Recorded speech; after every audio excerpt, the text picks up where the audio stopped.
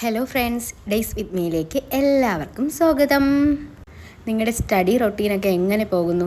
അടുത്ത മാസം ഒരുപാട് എക്സാം വരികയാണല്ലേ. 10th മെയിൻസ്, ഡിഗ്രി പ്രിലിംസ്, അതേപോലെ അസിസ്റ്റൻറ്റ് സെയിൽസ്മാൻ, അങ്ങനെ ഒരുപാട് എക്സാം വരികയാണ്.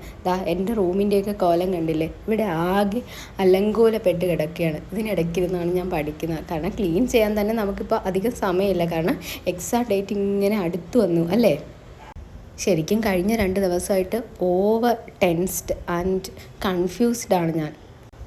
നമ്മൾ കുറേ നാൾക്ക് മുന്നേ ചലഞ്ചൊക്കെ സ്റ്റാർട്ട് ചെയ്ത് പഠിച്ചെങ്കിലും ഒരുവിധം മിക്ക പോർഷനും ഞാൻ മറന്നുപോയി. ഞാൻ എത്ര തവണ റിവിഷൻ ചെയ്ത പോർഷൻ വരെ ഞാൻ മറന്നുപോയി. ഇയർ ഫുള്ള് മറന്നുപോയി. മുന്നേ ഉള്ള അത്രയും ഒരു സ്റ്റോറേജ് ഒന്നും ഇല്ലെന്ന് തോന്നുന്നു. കാരണം പ്രിലിംസ് എഴുതാൻ നേരത്തെ എനിക്ക് കുറച്ചും കൂടിയൊക്കെ അറിയാമായിരുന്നു. ഇപ്പം ഒരുപാട് കാര്യങ്ങളൊക്കെ മറന്നുപോയ ഒരു ഫീലാണ്. അതുകൊണ്ട് നല്ല ടെൻഷനിലാണ്. അങ്ങനെ കഴിഞ്ഞ ദിവസമൊക്കെ ടെൻഷൻ അടിച്ചിട്ട് സുഖമില്ലാണ്ടൊക്കെ ആയി. അപ്പോൾ എനിക്കിപ്പോൾ പറയാനുള്ളത്, നമ്മൾ ഒരുപാട് ടെൻഷൻ അടിച്ചിരുന്നിട്ട് കാര്യമില്ല. കാരണം ഇനി വളരെ കുറച്ച് ദിവസമേ ഉള്ളൂ. അതിൽ എത്രത്തോളം പറ്റും അത്രയും പഠിക്കുക. നമുക്ക് ആ ഒരു പരീക്ഷയ്ക്ക് എത്ര സ്കോർ ചെയ്യാൻ പറ്റും അത്രയും നോക്കുക. ഇപ്പോൾ ടെൻഷൻ അടിച്ചിട്ട് കാര്യമില്ലല്ലോ. ഇനിയിപ്പോൾ കുറച്ച് ദിവസമേ ഉള്ളൂ, അതിനി മാറ്റാൻ പറ്റത്തില്ല അല്ലേ. അപ്പോൾ നമുക്കുള്ള കുറച്ച് ദിവസം മാക്സിമം നമ്മൾ ഏറ്റവും കൂടുതൽ ചോദിച്ചിട്ടുള്ള ടോപ്പിക്ക്, മെയിനായിട്ടുള്ള ടോപ്പിക്ക് അതൊക്കെ നോക്കുക. ജസ്റ്റ് കറണ്ട് അഫെയറൊക്കെ ഇടയ്ക്ക് എപ്പോഴെങ്കിലും വായിക്കുക. അതൊക്കെ ഇനി ചെയ്യാൻ പറ്റും. അപ്പോൾ കഴിഞ്ഞ ദിവസം ഇതുപോലെ ഒരുപാട് ടെൻഷൻ അടിച്ചിരുന്നത് കൊണ്ട് തന്നെ എനിക്ക് ഒന്നും പഠിക്കാൻ പറ്റിയില്ല. അപ്പോൾ ഇന്ന് ഞാൻ മനസ്സിനെ റിലാക്സ് ചെയ്തു.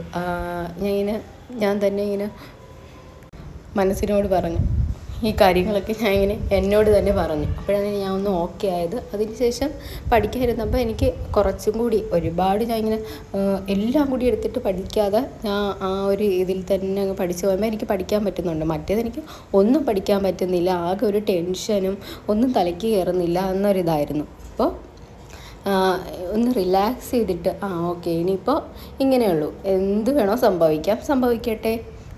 നമുക്കെന്താ പറ്റുക? ആ കുറച്ച് സമയം ഉണ്ടല്ലേ, ആ കുറച്ച് ദിവസം, ആ ഒരു ദിവസം എത്രത്തോളം പഠിക്കാൻ പറ്റും അത്രത്തോളം പഠിക്കുക. ഓവർ നമ്മുടെ ബോഡിയും എല്ലാം കളഞ്ഞിട്ട് പഠിക്കണ്ട. ഇനി എക്സാം വരും അല്ലേ. അങ്ങനെ പറയാൻ കാരണം എന്തെന്ന് വെച്ചാൽ, അല്ലെങ്കിൽ പിന്നെ എക്സാമിന് പോകുമ്പോഴത്തേക്കും നമുക്ക് ഫുള്ള് ടെൻഷനായി തലറങ്ങിയൊക്കെ വീട്, അല്ലെങ്കിൽ നെഗറ്റീവ് മാർക്കൊക്കെ ഉണ്ടാക്കി വയ്ക്കും. അതുകൊണ്ട് എന്തായാലും പോട്ട് പുല്ലെന്നും പറഞ്ഞ് നമ്മൾ എക്സാം എഴുതുക, അത്രയേ ഉള്ളൂ. അവസാന നിമിഷം നമുക്ക് വലിയ ഇതെടുത്തിട്ടൊന്നും കാര്യമില്ല. നമ്മൾ മുന്നേ ഒരുപാട് പഠിക്കണമായിരുന്നു. മുന്നേ പഠിച്ചാലും നമ്മൾ മറന്നു പോകും. പക്ഷെ എനിക്കറിയാവുന്ന കുറേ പേർക്ക് നല്ല മെമ്മറി പവറാണ്. അവർ ഇങ്ങനെ പഠിച്ച കാര്യങ്ങളെല്ലാം ഇയറൊക്കെ ഇങ്ങനെ പറയുന്നേക്കാം. അത് കേൾക്കുമ്പോൾ തന്നെ നമുക്ക് അത്ഭുതം തോന്നും, ഇതെങ്ങനെയാണെന്നല്ലേ.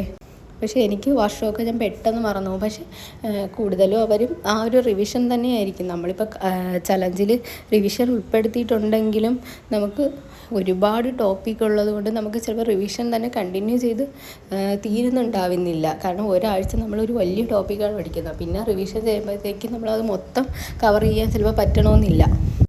അപ്പോൾ അതൊക്കെയാണ് പ്രശ്നം. അപ്പോൾ ഈ ഒരു എക്സാം മാക്സിമം നമ്മളെ കൊണ്ട് പറ്റുന്ന എത്രയോ പറ്റും അത്രയും പഠിക്കുക, അറ്റൻഡ് ചെയ്യുക, ഹാപ്പിയായിട്ട് സമാധാനമായിട്ട് അറ്റൻഡ് ചെയ്യുക, നെഗറ്റീവ് മാർക്ക് കുറയ്ക്കുക. അതൊക്കെ ഇനി നമ്മളെ കൊണ്ട് പറ്റും. അപ്പോൾ അത് നോക്കുക.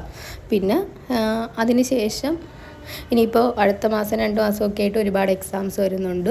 അതിന് ശേഷം കണ്ടിന്യൂസ്ലി സിലബസൊക്കെ എടുത്ത് വെച്ച് അതിലെ മെയിൻ ടോപ്പിക്കൊക്കെ നോക്കി കുറച്ചുകൂടി ഒരു ഫാസ്റ്റായിട്ട് പഠിക്കാൻ നോക്കുക. അതായത് നമ്മൾ എക്സാം എടുക്കുമ്പോഴാണ് ഫാസ്റ്റായിട്ട് പഠിക്കുന്നത്. എക്സാം ഇല്ലെത്തുമ്പോൾ നമ്മൾ ഒരു 2 പേജ് 3 പേജ് അങ്ങനെ വെച്ച് പഠിക്കുക. അതല്ലാതെ നമ്മൾ തന്നെ ഒരു പോർഷൻ സെലക്ട് ചെയ്തിട്ട് ഇത്രയും പോർഷൻ പഠിച്ച് തീർക്കുക.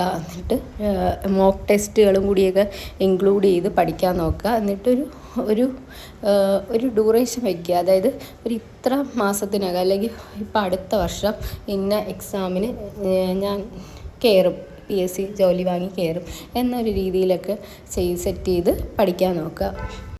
അപ്പോൾ എല്ലാവരുടെയും സ്റ്റഡി നന്നായിട്ട് പോട്ടെ, എല്ലാവർക്കും നല്ല മാർക്ക് സ്കോർ ചെയ്യാൻ പറ്റട്ടെ.